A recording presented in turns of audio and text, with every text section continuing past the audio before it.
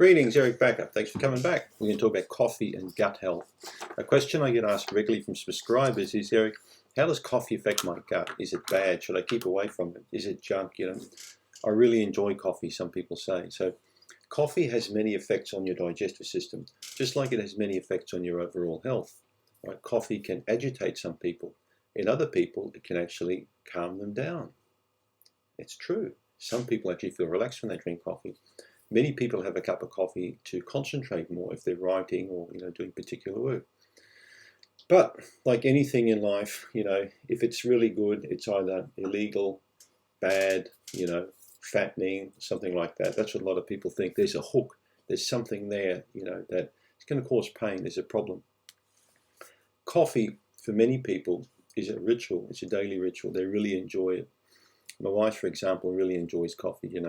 She's got a nice espresso machine, so I make her one really nice coffee in the morning. I enjoy a nice cup of coffee in the morning as well. I have 1 cup per day, sometimes 2 cups. Now, coffee is perfectly fine with me because my digestive system is perfectly fine. I don't need coffee to go to the bathroom. Some people actually drink coffee to aid them to go to the bathroom because coffee does stimulate digestion. Coffee has acids in it that for some people can really play up on their gut. This is where you need to be careful. So if you've got reflux or if you've got inflammatory bowel disease, if you've got some kind of digestive problem and you notice that coffee really plays up on you, you should avoid coffee until your gut is good. When I was in my 20s, I couldn't tolerate coffee at all. When I had bad Candida problem, coffee made me sick. It created heartburn. I got all sorts of bowel problems with it, so I couldn't touch coffee. But now my gut is in great shape. I can really enjoy coffee. But you know what?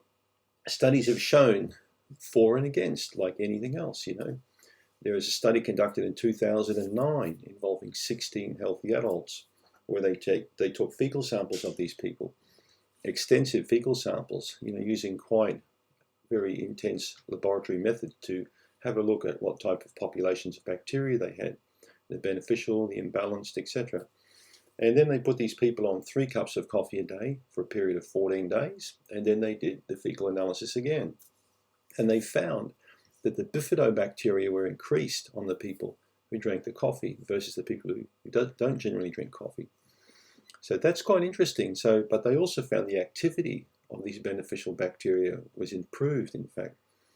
So studies have also shown that coffee does contain certain types of antioxidants, just like dark chocolate does. But on the flip side, coffee can cause havoc with people with adrenal fatigue or serious thyroid problem. It can really hype people up. My mum was very hypothyroid.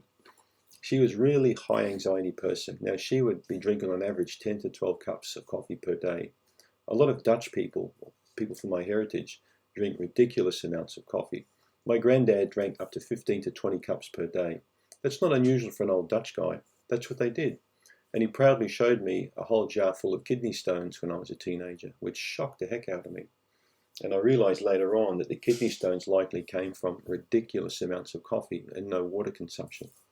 So back then people believed that if you drank anything, well, it was like water, back in the 20s or 30s. But now we know that water is different from coffee. A good tip for you, if you like coffee, is to make sure that you do drink plenty of water during the day.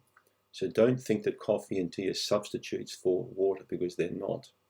Coffee is also dehydrating for many people. It can make you urinate a lot more and more frequently.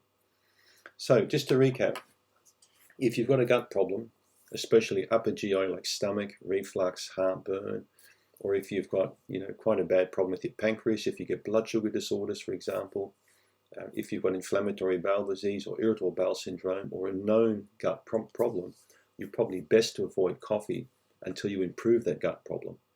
This is the same advice I give to people for kefir, especially in sauerkraut.